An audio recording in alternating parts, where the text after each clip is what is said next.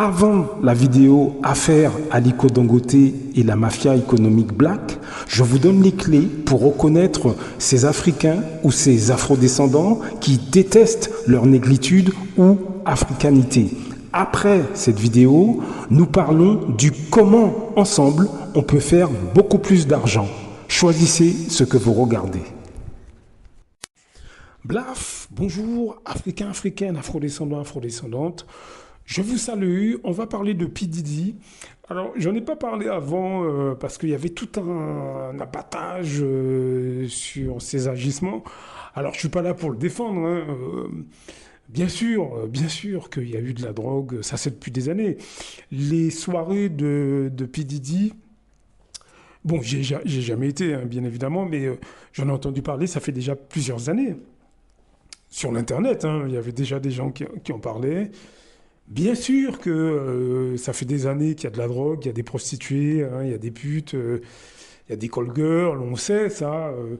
Je veux dire que bien sûr, s'il doit être condamné, bah, il sera condamné.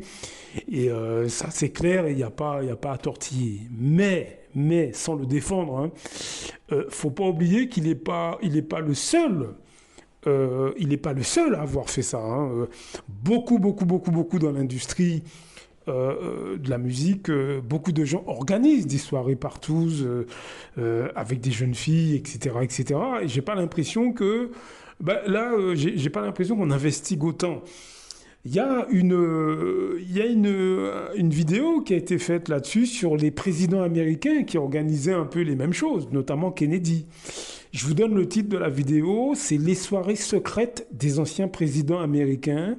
C'est sur la chaîne King Luxury France. Allez voir. Kennedy, notamment, c'était notoire qu'il invitait des prostituées dans la piscine de la Maison-Blanche, hein. Sa femme était tout à fait au courant. Je vous passe un petit extrait et on en parle juste après. Ces moments révèlent une facette de la présidence rarement vue par le public. Même Richard Nixon, un homme connu pour son extérieur sévère, a organisé des réunions qui pourraient vous surprendre, tandis que les événements extravagants de Trump à Mar-a-Lago ont redéfini l'opulence à l'époque moderne. Sans oublier les escapades privées de Barack Obama, où le 44e président a trouvé ses propres moyens de se détendre. Dans cette vidéo, nous jetons un rare coup d'œil sur la vie sociale secrète des hommes les plus puissants d'Amérique, où la politique passe au second plan et où la fête commence, en commençant par les réunions privées de John F. Kennedy.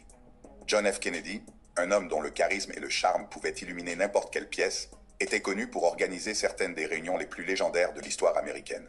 Ces événements, qui se déroulaient souvent à la Maison-Blanche et dans la propriété de la famille Kennedy à Hyannisport, dans le Massachusetts, étaient bien plus que de simples réunions mondaines. Ils constituaient un mélange puissant de glamour hollywoodien, d'intrigues politiques et, avouons-le, d'un soupçon de scandale qui a fait parler de lui pendant des décennies. Imaginez que vous entrez dans la salle est de la Maison-Blanche lors d'une des célèbres fêtes de JFK. L'air est chargé de l'odeur des cigares de luxe, le bruit des verres remplis du champagne le plus raffiné s'entrechoque et la salle est animée par les rires de l'élite américaine. La liste des invités était un véritable who's who de l'époque. Des célébrités comme Frank Sinatra et Marilyn Monroe se mêlaient à des politiciens puissants et à des hommes d'affaires influents. C'était comme si Hollywood avait pris possession de Washington, D.C. pour la nuit, et personne ne voulait manquer cela. La célébration de l'anniversaire de JFK en 1962 a été l'un des événements les plus médiatisés. Si l'événement public au Madison Square Garden a été mémorable, en particulier l'interprétation sulfureuse de Marilyn Monroe de Happy Birthday, Mr. President, c'est l'après-fête à l'hôtel Carlyle qui a vraiment captivé les imaginations. Des rumeurs ont circulé selon lesquelles Monroe et JFK auraient partagé un moment d'intimité à l'abri des regards indiscrets. Cela s'est-il réellement produit? Qui sait? Mais la spéculation à elle seule a ajouté une couche de scandale à un événement déjà sensationnel. À l'instar de la Maison-Blanche, le complexe de la famille Kennedy à Hyannisport était un autre lieu de prédilection pour ces rencontres exclusives. Imaginez, de vastes pelouses, une vue pittoresque sur l'océan Atlantique et un groupe d'individus parmi les plus puissants d'Amérique, sirotant des vins fins après une journée de navigation. L'atmosphère était détendue, mais sous la surface, l'air crépitait de manœuvres politiques et sociales. Parmi les invités figuraient non seulement des icônes d'Hollywood, mais aussi des journalistes comme Ben Bradlee, qui devint plus tard rédacteur en chef du Washington Post. Les relations étroites qu'entretenait Bradley avec JFK lui ont permis d'être aux premières loges des rouages de l'administration Kennedy, faisant de ces soirées un mélange de loisirs et de stratégie politique. Mais bien sûr, il ne s'agissait pas que de politique. La véritable intrigue résidait dans la présence présumée de femmes qui n'étaient pas la première dame. Les liaisons présumées de JFK avec des femmes comme Marilyn Monroe et Judith Campbell-Exner, qui étaient également liées au chef de la mafia Sam Giancana, ont fait l'objet de spéculations et de controverses sans fin. Exner a-t-elle réellement servi d'intermédiaire entre JFK et la mafia? Si la vérité ne sera peut-être jamais totalement connue, cette simple possibilité ajoute un élément sombre et mystérieux à l'héritage de JFK. Parlons maintenant des tristement célèbres fêtes autour de la piscine de la Maison-Blanche. Installée à l'origine pour la thérapie physique de Franklin D. Roosevelt, la piscine intérieure est devenue un lieu de prédilection pour les réjouissances nocturnes sous le règne de JFK. Ces réunions étaient loin d'être innocentes. JFK, ses plus proches confidents masculins et de nombreuses jeunes femmes profitaient de l'hospitalité du président. Le journaliste d'investigation Seymour Hersh, dans son livre The Dark Side of Camelot, a laissé entendre que ces fêtes étaient pour le moins débridées. On ne peut qu'imaginer les histoires que le billard pourrait raconter s'il pouvait parler. Les services secrets, chargés de protéger le président, se trouvaient souvent dans une situation délicate. Larry Newman, l'un des agents de Kennedy, se souvient que les femmes qui n'avaient pas été contrôlées par les services secrets recevaient tout de même le feu vert de l'assistant personnel de JFK, Dave Powers.